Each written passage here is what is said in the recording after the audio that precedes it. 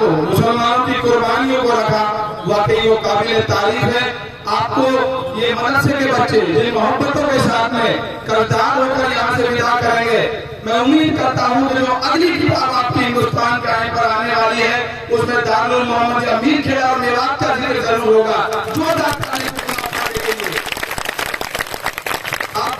हजरत ने मुझे एक और हुक्म दिया है, जिस शख्स की बरकत से यह महफिल से जी जो शख्स नई शख्सियत बन गया, उसके बारे में चंद अल्फाजों में चंद मिनटों में बताने का इससे अच्छा मौका कोई नहीं है।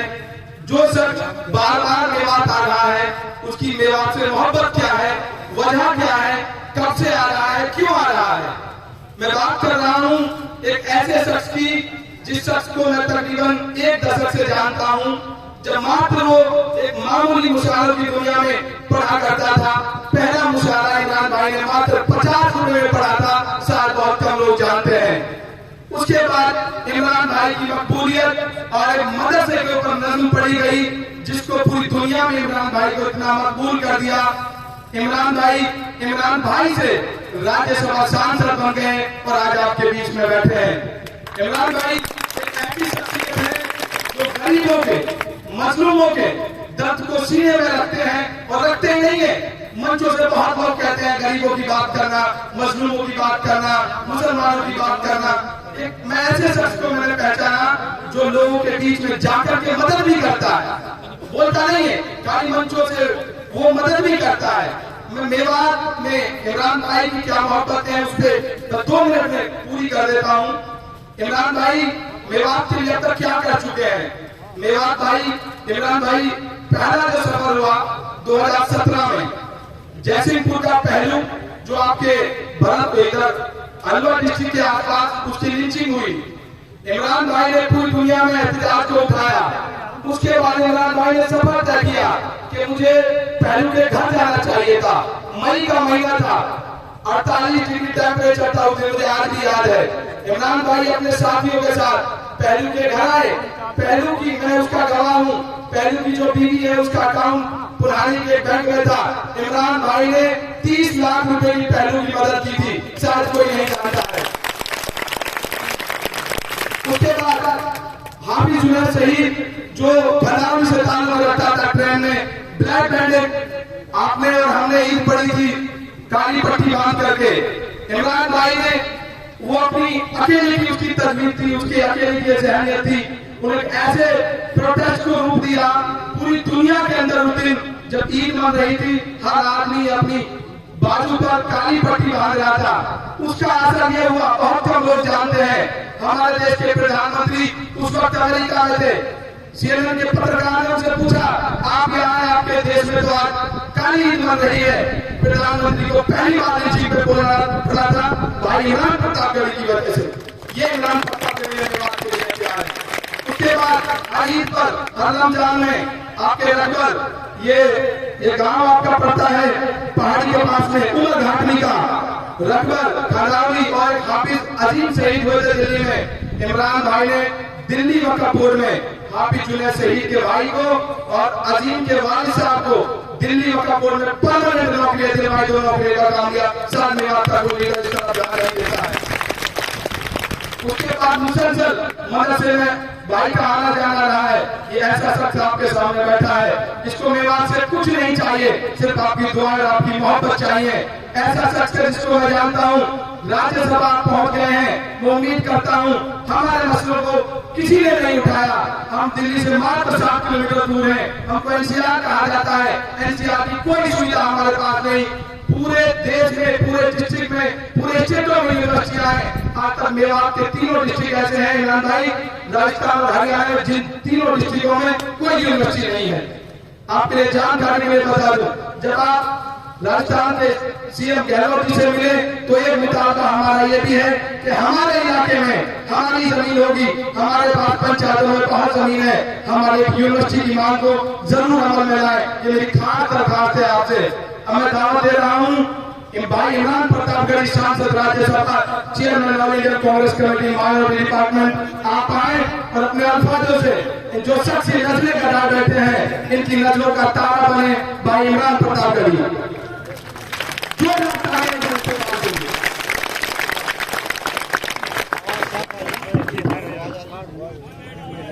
बहुत शुक्रिया। ठीक ठीक, बहुत शुक्रिया मोहतरम हाजी अल्ताफ साहब, मौलाना राशिद साहब, मोहतरम हमारे बुजुर्ग मौलाना अरशद साहब, मौलाना अमजद साहब, मुफ्ती जाहिद साहब, ये तमाम वो बुजुर्ग हैं जिनसे मेरा राब्ता कोई 5-1 साल हो गया, 6 साल हो गया। जब मैं पहली बार इस दयार में हाजिर हुआ था, मैं किसी और प्रोग्राम के लिए मेवात आया था और मुझे वो शाम याद है कि देर हो चुकी थी, तो मेरे वालिद साहब का मुझे प्रतापगढ़ से फोन आया कि आप वहां गए हुए हैं। मेरे पास हमारे प्रतापगढ़ के कोई साथी हैं जो इस मदरसे में हजरत से जुड़े हुए हैं, तो उन्होंने मेरे वालिद साहब को फोन किया कि अगर मेवात आए हैं, भरतपुर के आसपास आए हैं, तो मीर खेड़ा मदरसे में एक बार जाना चाहिए। मेरी बदनसीबी ये थी कि मैं तब तक इस मदरसे से बिल्कुल वाकिफ नहीं था, मैं नहीं जानता था कि यहाँ कोई इस तरह का मदरसा है। बहुत देर हो चुकी थी, रात में मेरा ख्याल है कि मैं 11 बजे 11:30 बजे के आसपास आपके इस दयार में आया था पहली बार। और जब मैं पहली बार इस मदरसे में आया और इस मदरसे का निजाम देख करके, इस मदरसे के तलबा से मिल करके मुझे ये महसूस हुआ कि ये वो दयार है जहां बार बार आना चाहिए। और उसके बाद मुझे याद है कि फिर 2018 शायद मैं एक बार फिर आपके बीच में आया और इस मिट्टी में जो दुआएं दी, उन दुआओं का सदका ये रहा कि इस बार आया हूं तो सांसद बन के आया हूं।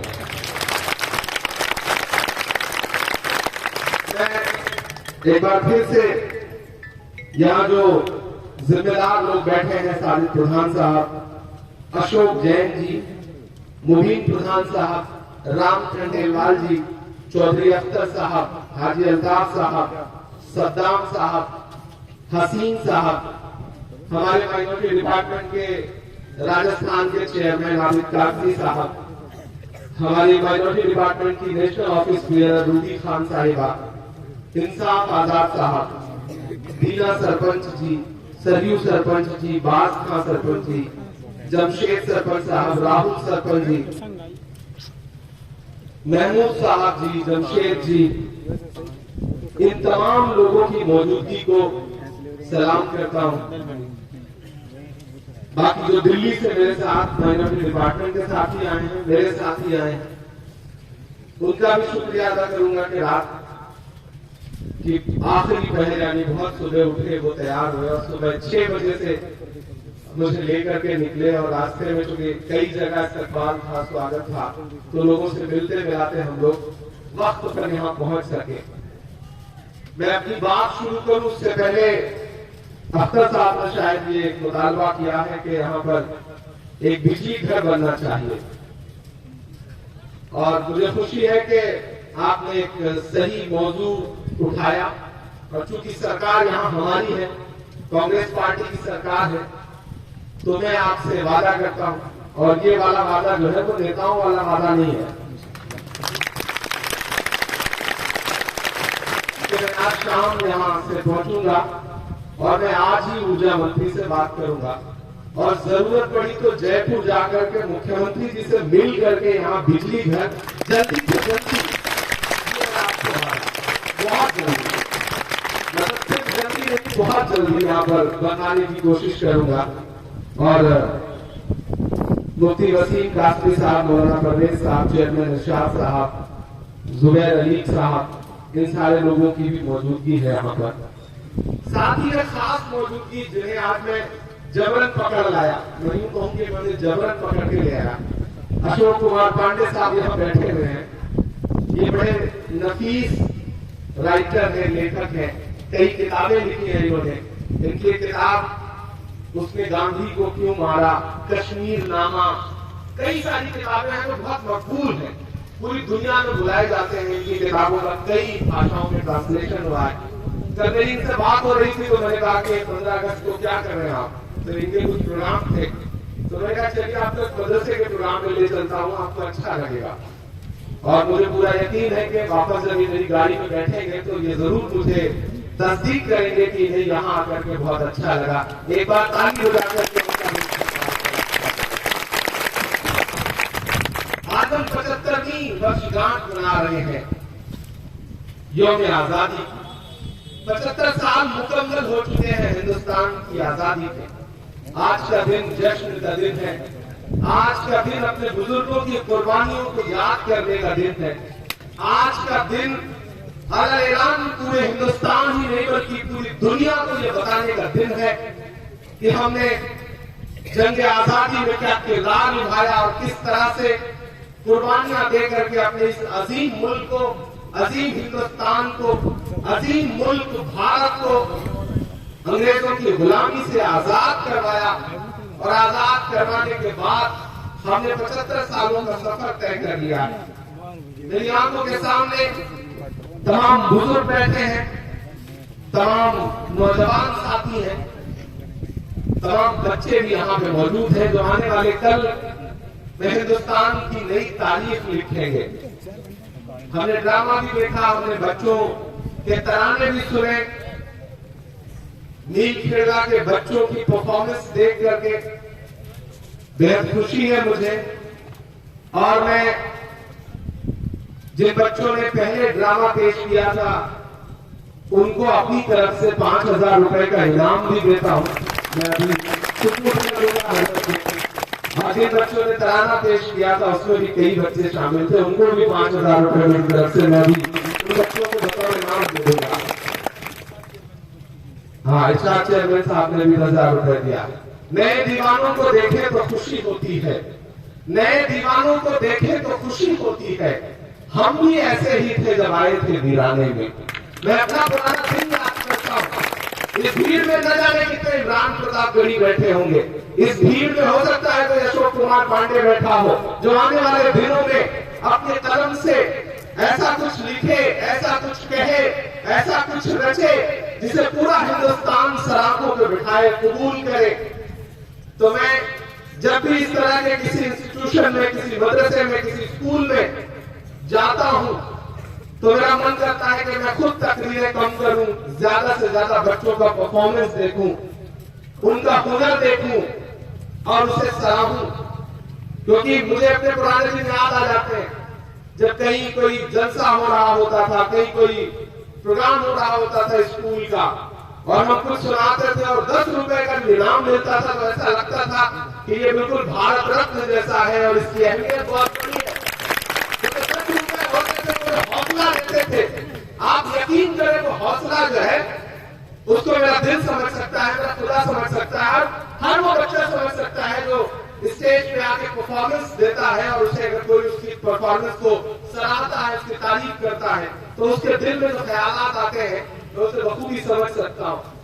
तो मैं तमाम बच्चों के बेहतर मुस्तकबिल की दुआ भी करता हूँ। हम आए और हमने जब झंडा फहराया तो वहां पर हिंदुस्तान का नक्शा बना करके जो बैठे हुए बच्चे थे, मैं उन बच्चों की अजमत, उनकी हिम्मत को भी सलाम करता हूँ कि तपती दोपहरी में हिंदुस्तान का नक्शा बन करके बैठे हैं वो और शान से लहराता हुआ तिरंगा इस बात की गवाही दे रहा है कि इस तिरंगे की हिफाजत में जो बच्चे बैठे हैं इनके पुरखों ने भी अपने जाने कुर्बान की है इस अजीम तिरंगे के लिए। और जरूरत पड़ेगी तो मदरसे के यही तलबा हिंदुस्तान के तिरंगे की इज्जत को बचाने के लिए जब भी जरूरत पड़ेगी अपनी जानों की कुर्बानी देंगे, एक भी कदम पीछे नहीं हटेंगे।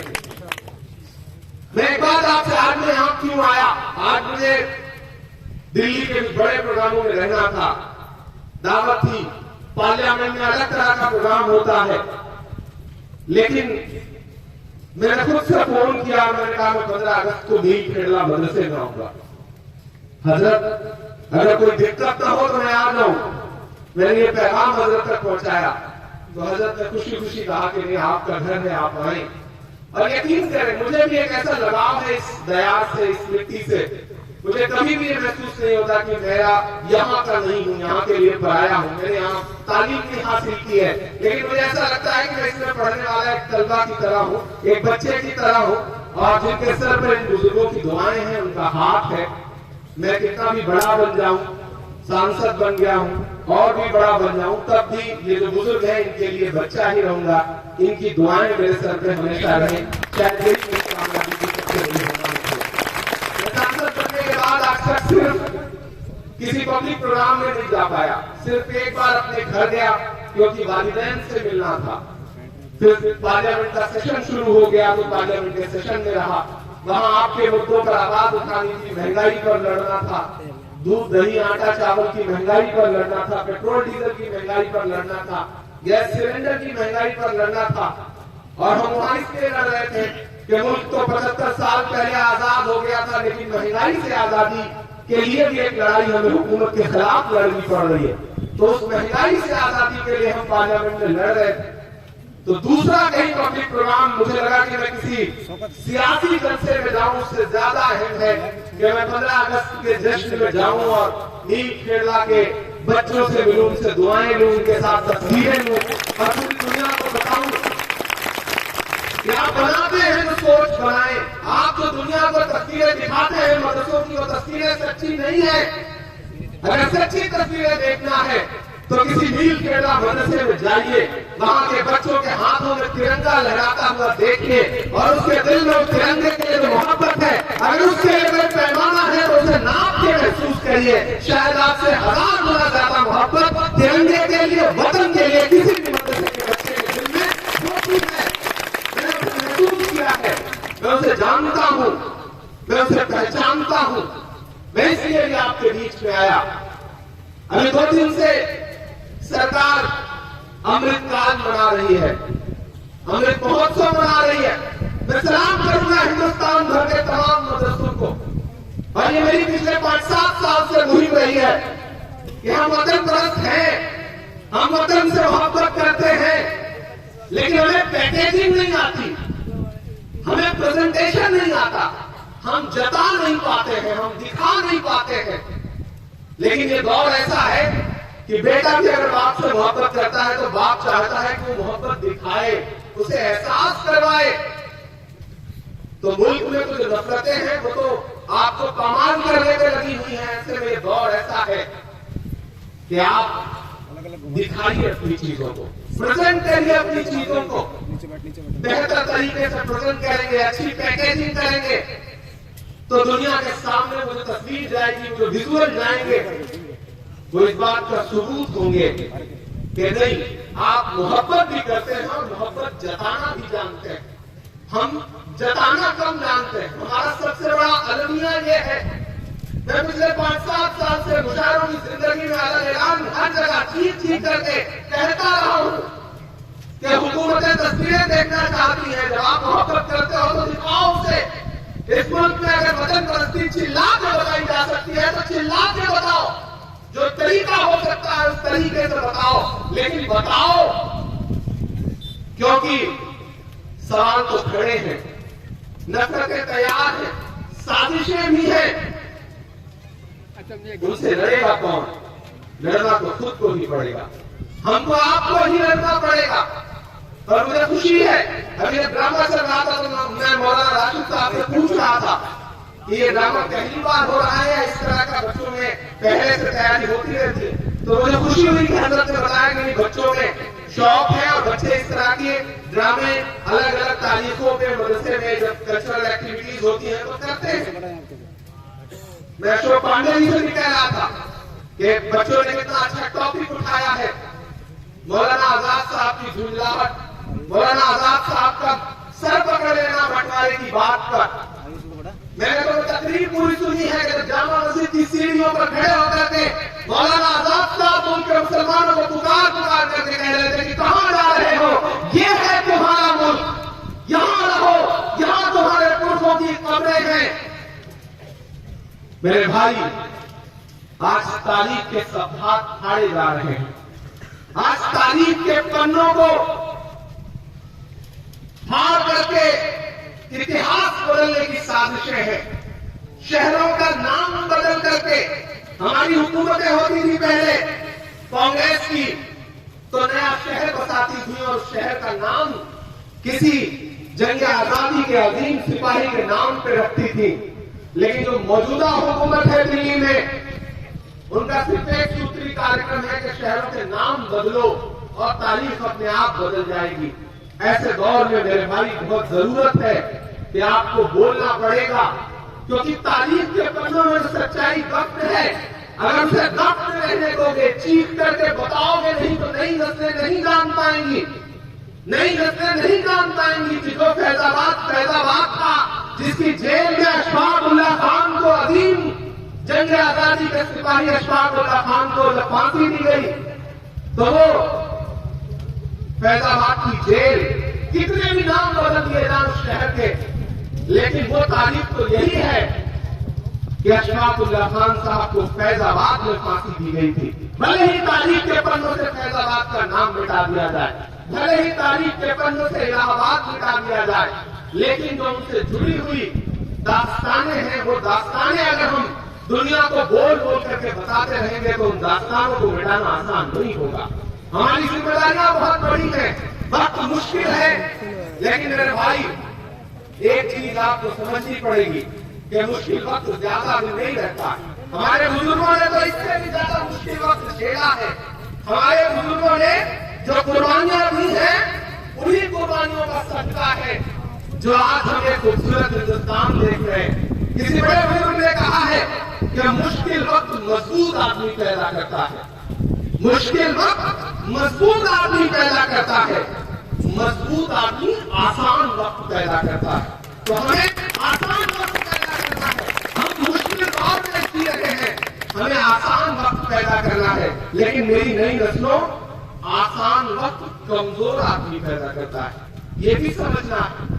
आसान वक्त कमजोर आदमी पैदा करता है और कमजोर आदमी मुश्किल वक्त पैदा करता है। इसलिए पूरी मजबूती के साथ इस वक्त से लड़िए। आपके पास इतने किस्से हैं, आपके पास इतनी कहानियां हैं कि हुकूमतें तारीख के सफात फाड़ डाले, फिर भी आपकी तारीखें मिटाई नहीं जा सकती। आपकी तारीखें न जाने कितनी इमारतों पर छपी हुई है। देवबंद से लेकर के दिल्ली के तमाम दरख्त इस बात के गवाह हैं जिन पर आपकी लाशें लटकी रही है जंग आजादी में। उनके निशानात मिटाए नहीं जा सकते।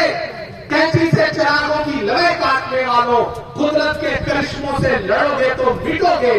तुम फूल को चुटकी में मसल सकते हो, लेकिन खुशबू को बिखरने से नहीं रोक सकते। आपके पास तारीख है, उसे मनाइए, उसे बताइए, उसे दिखाइए। करोड़ों करोड़ का पैकेज खर्च करके, विजुअल बना करके सरकार में बैठे हुए वजीर, हुकूमत अमृत महोत्सव के तमाम वीडियो बना रही थी, लेकिन इसी विवाद से किसी एक हाईवे पर दौड़ते हुए चंद मदरसे के बच्चों का एक वीडियो आया और पूरा अमृत महोत्सव अपने नाम कर गया। उसे प्लान भी नहीं किया गया। तो आपको ये समझना है कि अपनी चीजें सलीके से दिखानी। मैं आज आपसे बहुत ज्यादा कोई तकरीर नहीं करूंगा। मौसम बहुत मेहरबान होता जा रहा है, बारिश हो सकती है, खुदा करे हो जाए। आप सब बहुत गर्मी में बैठे हुए हैं, बस आपसे 2-3 बातें कहनी है। और बातें क्या कहनी है, आपको यकीन दिलाना है, आपको एतमाद दिलाना है। आप मेरी जो पुरानी जिंदगी है, जो माजी है, मेरा उससे वाकिफ रहे हैं। मैं ये मानता हूं, और यहाँ अशोक भाई बैठे हैं तो मैं इस बात का एतराफ भी करता हूं, इसे तस्लीम भी करता हूं कि मैं इमरान प्रतापगढ़ी हूं और मैं जो कुछ हूं, आज मैं जहां भी हूं, मैं अपनी एक नज्म की वजह से हूं। और वो नज्म है जो मैंने मदरसे पर लिखी थी। सिर्फ उस नज्म ने मुझे इमरान से इमरान प्रतापगढ़ी बनाया। और यहाँ बैठे हुए बच्चों ने मेरे लिए जो दुआएं की, मदरसों के तलबा ने जो मेरे लिए दुआएं की, उन दुआओं ने 2016 में उत्तर प्रदेश सरकार का सबसे बड़ा अवार्ड यश भारती दिलवाया। फिर जब मैंने सियासत में कदम रखा तो महज 3 साल के सियासी सफर में वहां पहुंचा दिया जहां पहुंचने के लिए लोग 30-30 साल ख्वाब देखा करते हैं। अल्लाह ने मुझे वहां 3 साल में पहुंचा दिया। ये सिर्फ आपकी दुआओं की वजह से हुआ, आपके दुआओं के भरोसे हुआ। तो मैं आपका एहसानमंद हूँ। और मैं मदरसे में अब जाता हूँ तो सिर्फ उस मोहब्बत का कर्ज उतारने के लिए जाता हूँ। मैं मानता हूँ, मैं इस बात को जानता हूँ कि मेरी कामयाबी के पीछे मेरी मेहनत बहुत ज्यादा, जो मेहनत मैं कर सकता था मैंने किया है। लेकिन सिर्फ मेहनत से कुछ नहीं होता। बहुत लोग सियासत में मेहनत कर रहे हैं, तमाम साथी यहाँ बैठे हैं तो मुझसे ज्यादा मेहनत कर रहे हैं सियासत में। किसी का शेर है कि हर वफा जिंदगी जावेद नहीं होती है, दिल का हर जख्म कहीं दिल का कमल बनता है। जब शहंशाह भी हो, इश्क भी हो, दौलत भी, तब कहीं जाके कोई ताजमहल बनता है। तो मेरे साथ मेरी मेहनत थी वो थी, लेकिन जो बुजुर्गों की दुआएं, जो तमाम नौजवान साथियों की दुआएं हैं, इन दुआओं ने शायद मुझे कामयाब किया और यहाँ तक पहुंचाया। और अब मैं वहां पहुंच गया हूं तो जो मेरी जिम्मेदारी है मैं उसके लिए आपको यकीन दिलाता हूं कि मेरी आने वाली जिंदगी का एक भी लम्हा ऐसा नहीं गुजरेगा जो आपकी बेहतरी और आपकी फिक्र की सोच के बगैर गुजरे। ये मैं आपसे वादा करता हूं। और नील खेड़ा मदरसे के तमाम बच्चों को एक बार फिर से बहुत मुबारकबाद देता हूं। और मौलाना राशिद साहब का, मौलाना अमजद साहब का, मुफ्ती जाहिद साहब का, अपने तमाम बुजुर्गों का बेहद शुक्रिया भी अदा करता हूं कि आपने मुझे यहाँ बुला करके जो मोहब्बतें दी हैं उसके लिए। अच्छा, नज़्म नहीं सुनाना पड़ेगा? अच्छा, ऐसी बात है। मैं तो सोच रहा था कि बच जाऊंगा, लेकिन आपका मतलब तो मैं कुछ न कुछ जरूर सुना देता हूँ। तो शुरू में आया था, आप लोग बिल्कुल कोई भी तराना सुना रहा था, ताली वाली नहीं बजा रहे थे, तो मुझे लगा हजरत ने आप लोगों को मना कर रखा है कि ताली मत बजाना। लेकिन थोड़ी देर बाद मैंने देखा कि जब अच्छा ड्रामा चल रहा था तो हजरत खुद ताली बजाने लगे, तो मुझे लगा कि नहीं, हजरत की तरफ से ऐसी कोई मनाही नहीं हुई है। फिर थोड़ी देर बाद आप भी उस रंग में रंग गए, तो मैं उस ड्रामे को देख रहा था, महसूस कर रहा था। मैं मदरसे की नज़्म सुनाऊं उससे पहले एक छोटी सी नज़्म आपको और सुना देता हूं, जो हाँ वो भी सुना दूंगा। हाँ, साबिर साहब का हुक्म है कुछ नज़्मों के लिए। एक बार शुरू होगा तो कुछ न कुछ तो सुना ही दूंगा इंशाअल्लाह बेहतर तरीके से। एक नज़्म सुनाता हूँ आपको भी कि जो ये माने बैठा है वो भारत भाग्य विधाता है, भारत भाग्य विधाता है। मौजूदा सियासत, हुकूमत, इस मदरसे में वतन के लिए मोहब्बत। और मेरी एक नज़्म सुनिएगा कि जो ये माने बैठा है वो भारत भाग्य विधाता है, भारत भाग्य विधाता है। जिसको लगता है उसकी मुट्ठी में भारत माता है, मुट्ठी में भारत माता है। जिसको मेरा होना फूटी आंखों नहीं सुहाता है। अगला मिसरा जो है अगर वो सच्चा लगे तो उसे पहुंचाइएगा पूरे हिंदुस्तान में कि जिसको मेरा होना फूटी आंखों नहीं सुहाता है, उससे कहो भारत से मेरा माँ बेटे का नाता है। ये लगता है कि वो भारत भाग्य विधाता है, भारत भाग्य विधाता है। जिसको लगता है उसकी मुट्ठी में भारत माता है, मुट्ठी में भारत माता है। जिसको मेरा होना फूटी आंखों नहीं सुहाता है, उससे कहो भारत से मेरा माँ बेटे का नाता है। माने बैठा है वो भारत भाग्य विधाता है, भारत भाग्य विधाता है। पहला मंत्र पढ़ता इस नज़्म का कि जितनी मोहब्बत माँ के दिल में अपनी हर संतान से है, जितनी मोहब्बत हर मोमिन को पाकीज़ा कुरान से है, जितनी मोहब्बत माँ के दिल में अपनी हर हर संतान से है, जितनी मोहब्बत हर मोमिन को पाकीज़ा कुरान से है। अपनी घुटी चीखों से आखिर कितनी बार बताऊं मैं, अपनी मोहब्बत इस बेटे को अपने हिंदुस्तान से है।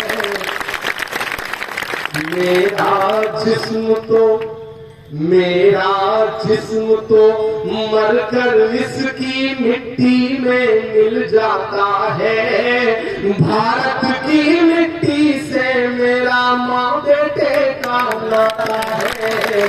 जो में बैठा है वो भारत भाग्य विधाता है, भारत भाग्य विधाता है। आप ये ड्रामा देख रहे थे और जंग आजादी और बंटवारा दोनों आपने अपनी आंखों से देखा। अब मेरे लफ्जों में उसे देखने की कोशिश करिए कि माँ का चल छोड़ के हम 47 में भी नहीं गए, माँ का चल छोड़ के हम 47 में भी नहीं गए। जिन्ना की और सावरकर की साजिश में भी नहीं गए। छोड़ के हम 47 में भी नहीं गए। जिन्ना की और सावरकर की साजिश में भी नहीं गए। हमको तोहफे में मेरठ मलियाना और गुजरात मिला, सब कुछ झेला और लहू की बारिश में भी नहीं गए। कभी ये दर्द सिमट कर आंसू में ढल जाता है। भारत की मिट्टी से मेरा माँ बेटे का नाता है। जो ये माने बैठा है वो भारत भाग्य विधाता है, भारत भाग्य विधाता है। और मेरी आंखों के सामने हजारों की तादाद में बैठे हुए मदरसे के तलबा, ये लहराता हुआ तिरंगा, और मेरे ये मिसरे अगर सच्चे लगे तो मुझे दुआ दीजिएगा कि जब तक तन में सांस रहेगी गीत यही मैं गाऊंगा। जान लुटाई है पहले भी अब भी जान लुटाऊंगा। जब तक तन में सांस रहेगी गीत यही मैं गाऊंगा। जान लुटाई है पहले भी अब भी जान लुटाऊंगा। भूल गई है तू शायद मैं भी हमीद का भाई हूँ। भूल गई है तू शायद मैं भी हमीद का भाई हूँ। भारत माँ तेरी खातिर मैं तोपों से लड़ जाऊंगा। बच्चा बच्चा देखें आज की तस्वीर हिंदुस्तान के लोग कि बच्चा बच्चा चीख चीख कर बात यही दोहराता है। भारत की मिट्टी से मेरा माँ बेटे का नाता है। जो ये माने बैठा है वो भारत भाग्य विधाता है, भारत भाग्य विधाता है। कलमकार का काम है, शायर का काम है अपने कलम से माजी को भी दिखाना और आने वाले मुस्तकबिल की भी चेतावनी देना, उससे आगाह करना लोगों को। अशोक भाई ये काम करते हैं। खुदा ने थोड़ा बहुत कलम से खेलने का, कलम से कुछ कहने का हुनर मुझे भी दिया है। आज जब मैं दिल्ली से निकला तो मुझे लगा था कि आज लाल किला बहुत सजा होगा, मुझे लगा तिरंगा लहरा रहा होगा। फिर मुझे लोगों के भाषण भी याद आए। कुछ लोग हैं जो कहते हैं कि ताजमहल हो, लाल किला हो, ये सब तो गद्दारी की अलामत है, इन्हें नेस्त नाबूद कर देना चाहिए, क्या कर देना चाहिए। मैं एक नज़्म सुनाता हूं जिसका उन्वान है लाल किला। आज के दिन मुझे लगता है उसे जरूर याद किया जाए, क्योंकि अशोक भाई ने मेरे जनरल शहनाज साहब का काफी काम किया है, उनके परिवार से जुड़े हुए हैं। वो दिन भी याद है कि जब पहली बार शहनाज साहब ने लाल किले से अंग्रेजों का झंडा उतार करके उसे फेंक दिया और हिंदुस्तान का झंडा सबसे पहले अगर किसी ने लहराया लाल किले पर तो वो शहनाज साहब है। हमारा डिपार्टमेंट जल्दी ही उन पर एक बड़ा प्रोग्राम भी दिल्ली में इंशाल्लाह करने जा रहा है। तो मेरा मन कर रहा है कि मैं आपको एक लफ्ज सुनाऊं जिसका उन्वान है लाल किला। लाल किला बोले तो यूं बोले, वो हर दिन सुबह शाम नफरत की तकरीरें सुनता है, साल में एक दिन सजाया जाता है, जश्न मनता है, वहां से बड़ी बड़ी तकरीरें की जाती है। जब मुझे लगता है कि लाल किला बोल पाए तो शायद यूं बोले, उसकी दीवारें अगर बोले तो शायद यूं बोले। मैं तो सुनाता हूं आप सारे लोग। मैं लाल किला हूँ, मैं लाल किला हूँ,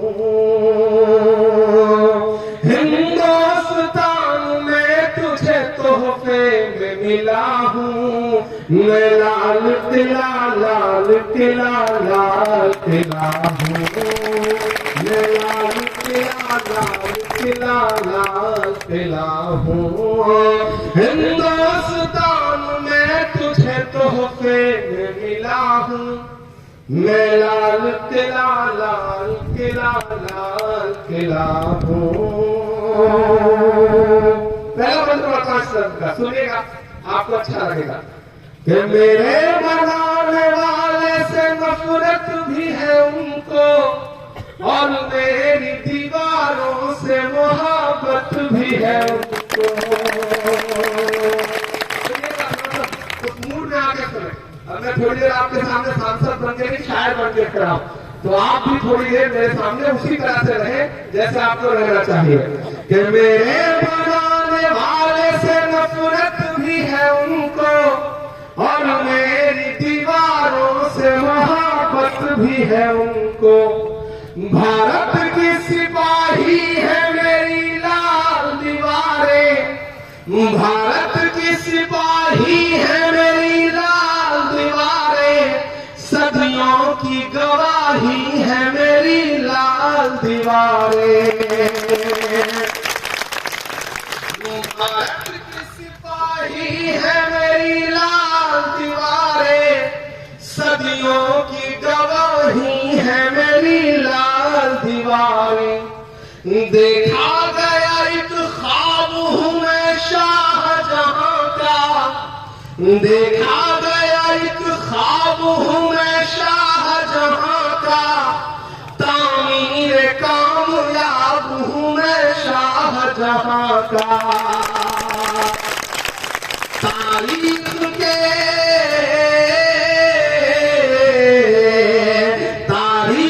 के पन्नों का मैं शिकवा हूँ, गिला हूँ। मैं लाल किला, लाल किला, लाल किला हूँ। हिंदुस्तान में तुझे तोहफे में मिला हूँ। मैं लाल किला, लाल किला, लाल किला हूँ। मैं लाल किला हूँ। अब बंद सुनिएगा इसका। कि नेहरू के ख्यालों का निगहबान रहा हूँ। 1947 में जब आजादी मिली तो एक तस्वीर आज भी पूरी दुनिया के सामने है, और जो मौजूदा हुकूमत है इसे नेहरू से तकलीफ है, दिल्ली में बैठी हुई हुकूमत, इसे गांधी जी से तकलीफ है, इसे नेहरू जी से तकलीफ है, इसे मौलाना आजाद से तकलीफ है। लेकिन मैं एक बात कहता हूं कि आप कितनी भी साजिशें कर लें, नेहरू का, गांधी का, मौलाना आजाद का कद इतना बड़ा है कि आप जब भी उनके साए में खड़े होंगे आप बहुत बौने नजर आएंगे, क्योंकि इनका कद बहुत बड़ा है। और इस बात की बात है नहीं, लाल किला दे रहा है। मैं पढ़ता हूं बस कि नेहरू के ख्यालों का निगहबान रहा हूं। मैं लाल बहादुर का भी अरमान रहा हूं। लाल किला हर एक प्रधानमंत्री वहां से तकरीरें करता है, मैं उसे लफ्जों में पिरोने की कोशिश करता हूं कि नेहरू के ख्यालों का निगहबान रहा हूं। मैं लाल बहादुर का भी अरमान रहा हूं। राजीव अटल सबके हूँ अल्फाज समेटे। अगला मिसरा सच्चा है। राजीव अटल सबके हूँ अल्फाज समेटे, खामोश सा मनमोहनी अंदाज समेटे। राजीव अटल सबके हूँ अल्फाज समेटे, खामोश सा मनमोहनी अंदाज समेटे। मैं इंदिरा के जज्बे सा फौलाद रहूंगा। अगला मिसरा उन तमाम नफरत वाली ताकतों के नाम कि मैं इंदिरा के जज्बे सा फौलाद रहूंगा। आबाद था आबाद हुआ,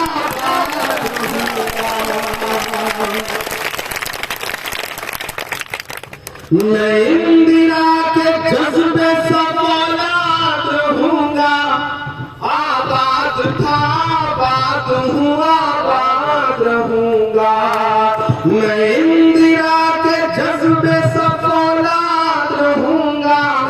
आबाद था आबाद हुआ, आबाद रहूंगा। मैं हिंद की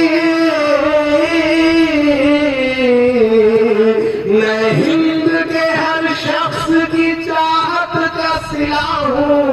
मैं लाल किला लाल किला लाल किला हूँ। हिंदुस्तान में तुझे तोहफे में मिला हूँ। मैं लाल किला लाल किला लाल किला हूँ। और आखिरी बंद करता हूँ इस शब्द का कि बेशर्म सियासत की मैं तहरीर नहीं हूँ।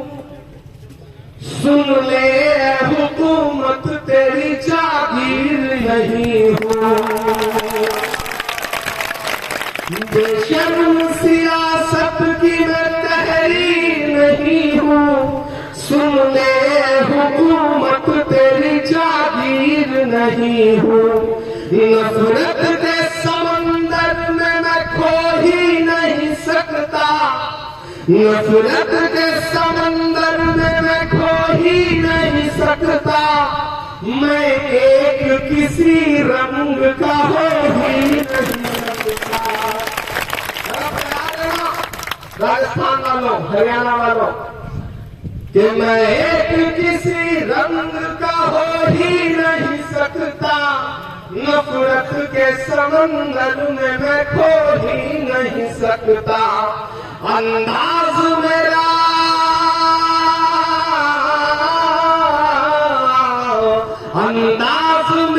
मस्त मलंगा ही रहेगा। गुंबद पे सदा मेरे तिरंगा ही रहेगा। अंदाज मेरा मस्त मलंगा ही रहेगा। गुंबद पे सदा मेरे तिरंगा ही रहेगा। वो फूल हूँ, वो फूल हूँ जो खार की छाती पे खिला हूँ। मैं लाल किला लाल किला लाल किला हूँ। हिंदुस्तान में तुझे तोहफे में मिला हूँ। मैं लाल किला लाल किला लाल किला हूँ। मैं लाल किला हूँ। मैं लाल किला हूँ।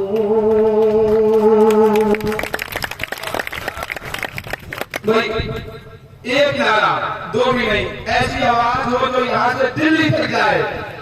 भाई इमरान पटाखड़ी, भाई इमरान पटाखड़ी, भाई इमरान पटाखड़ी।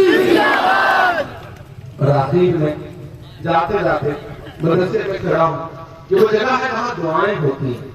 ये वो जगह है जहां से उठी सदाएं बलाओं का रुख मोड़ा करती हैं।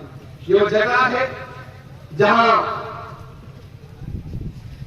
मुसल्ले पे बैठा हुआ, टूटी चटाई पे बैठा हुआ कोई एक शख्स अपनी आंखों से न जाने कितनी बुरी चीजों के रास्ते बदल दिया करता है। तो मेरा मन कर रहा है कि मैं यहां से बतौर दुआया एक बहुत छोटी सी नज्म के 2 बंद सुना करके फिर आपसे विदा लो।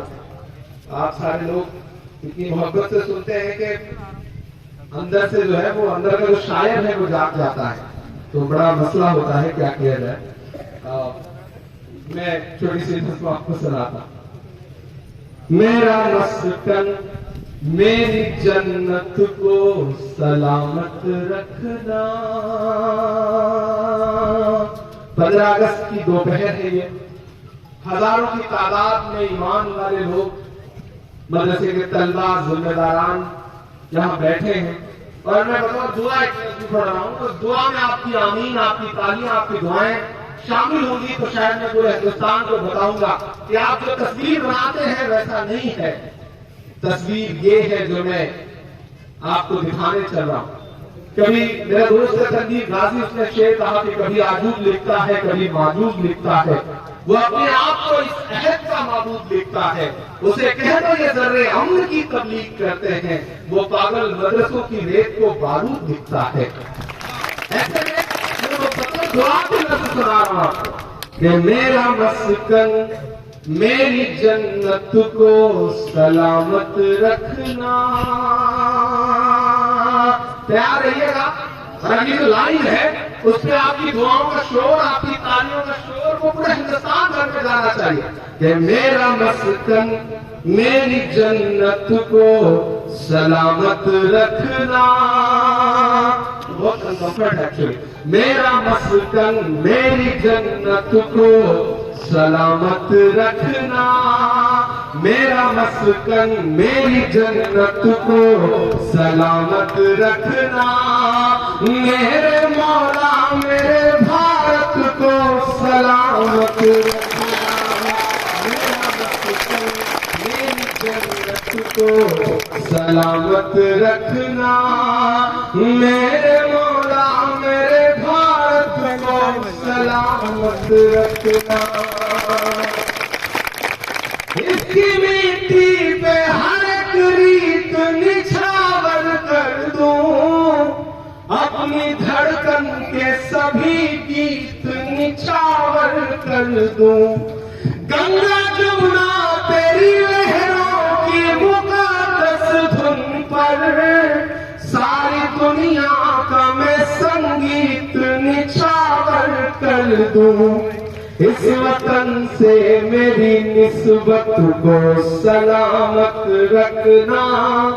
मेरे मौला मेरे भारत को सलामत रखना।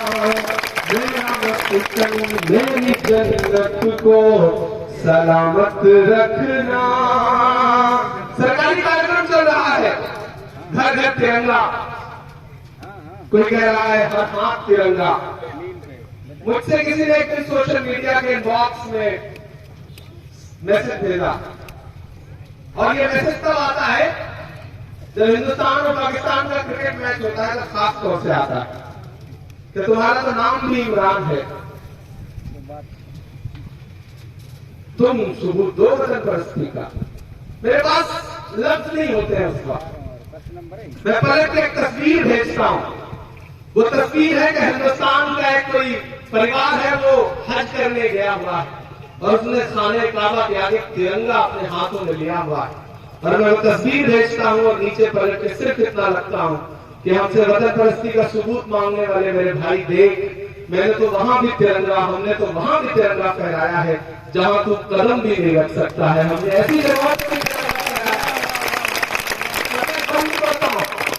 कि सोचता हूं तो मेरी आंख छलक जाती है। मुल्क से रूह का रिश्ता बड़ा जज्बाती है। सोचता हूं तो मेरी आंख छलक जाती है। मुल्क से रूह का रिश्ता बड़ा जज्बाती है। तैयार है ना गंदे पे? सोचता हूं तो मेरी आंख छलक जाती है। मुल्क से रूह का रिश्ता बड़ा जज्बाती है। मेरे आका ने मदीने में कहा था ये कभी, हिंद की सिमत से ठंडी हवा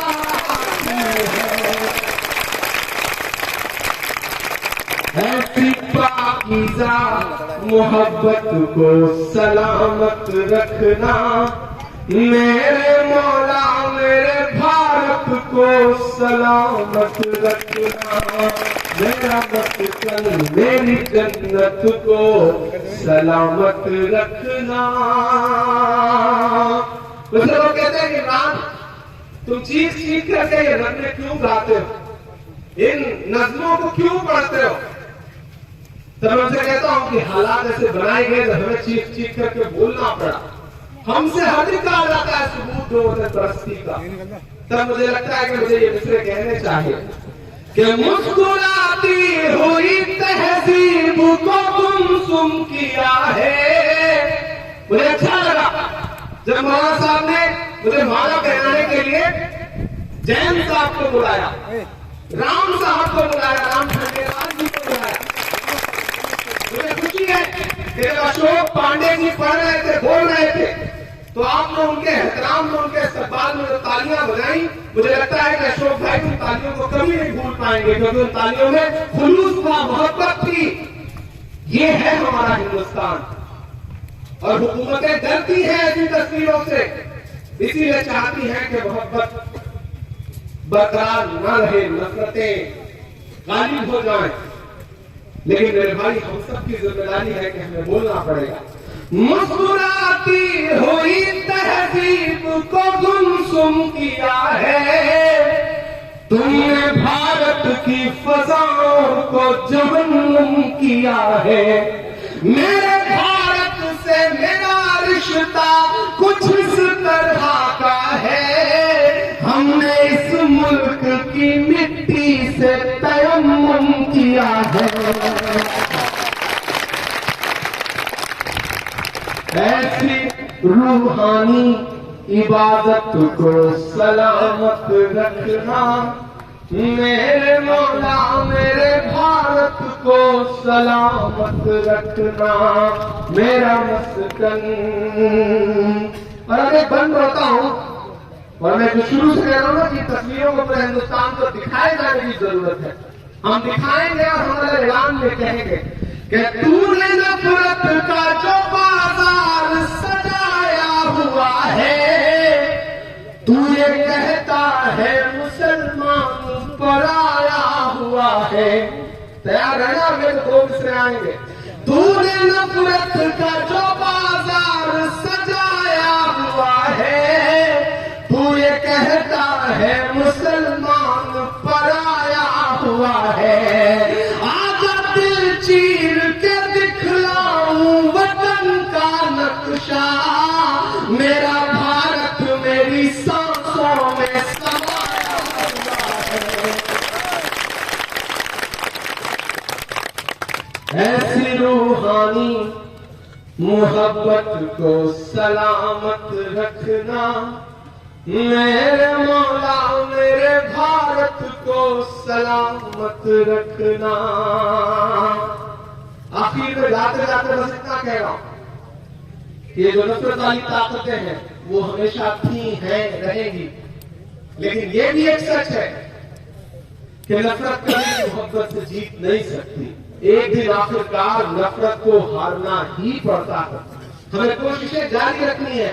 बस हमारी कमी थी कि हमने सोच लिया कि हमारे बुजुर्गों ने मुल्क आजाद करा लिया और हमारी जिम्मेदारियां पूरी हो गई। नहीं, आपकी जिम्मेदारियां पूरी नहीं हुई हैं। आपकी जिम्मेदारियां मुसलसल जारी हैं। आपकी कोशिशें कमजोर नहीं पड़नी चाहिए। आपको हर 15 अगस्त 26 जनवरी ही नहीं बल्कि हर खूबसूरत मौके पर अपने हाथों में तिरंगा लेकर के पूरे हिंदुस्तान को बताना चाहिए। तो सोशल मीडिया एक बहुत बड़ा प्लेटफॉर्म है। मीडिया आपको नहीं दिखाएगा, मीडिया बायस रहेगा। मैंने सुना है यहाँ कई सारे अच्छे पत्रकार हैं जो मीर खेड़ा मदरसे की तमाम खबरें प्रायोरिटी पे छापते हैं, उनको सलाम कर रहा हूँ। मैं दिल्ली में बैठे लोगों की बात कर रहा हूँ, वो बायस होंगे, लेकिन फेसबुक, ट्विटर, इंस्टाग्राम, यूट्यूब इतना शानदार जरिया है अपनी बातों को दिखाने का। अपने हाथों में तिरंगा पकड़िए और भागीए सोशल मीडिया ऐसी तस्वीरों से देखने वालों की आंखें हैरत में पड़ जाएंगी। इतनी मोहब्बत अब आप उनसे कहिए भैया हम करते तो पहले भी थे, दिखा पहली बार रहे हैं, दिखा दूसरी बार रहे, दिखा तीसरी बार रहे, और फिर भी अगर कोई बोले, फिर भी अगर कोई कहे कि नहीं जाओ चले जाओ, यहाँ नहीं है तुम्हारी जगह, तो उनसे अगर यहाँ कहो कि नफरतों का लिए तिरपाल चले जाओ तुम, बात की छोड़ो इसी साल चले जाओ तुम। मजे वाले मूड में है कि नफरतों का लिए तिरपाल चले जाओ तुम, बात की छोड़ो इसी साल चले जाओ तुम। हमको लाहौर कराची से भला क्या मतलब, तुमको जाना है तो नेपाल चले जाओ तुम। मेरे पुरखों की विरासत को सलामत रखना, मेरे मौला मेरे भारत को सलामत रखना, मेरा मस्कन मेरी जन्नत को सलामत रखना, मेरे मौला मेरे भारत को सलामत रखना।